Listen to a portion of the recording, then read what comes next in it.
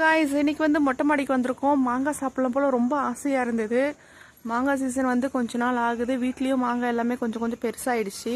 இது வந்து பங்கனப்பள்ளி மரம். இது பழுக்கிற வரைக்கும் நம்மளால டேஸ்ட்டு வெயிட் பண்ண முடியலங்க.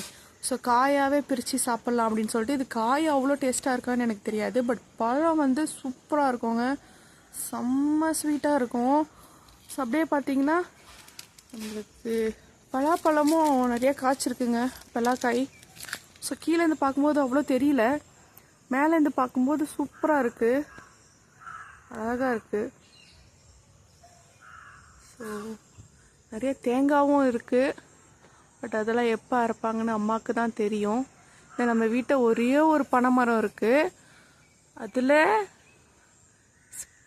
நொங்கு இருக்குது. பட் நாங்கள் நொங்கு அரைக்க மாட்டோம். அது நல்லா பனங்காவாக ஆகிட்டு பழுத்து கீழே விழுவோம். அதை வந்து நம்ம மண்ணில் புதைச்சி, ஸோ அப்புறமா அதை நம்ம கிழங்கா எடுத்து சாப்பிடுவோம்.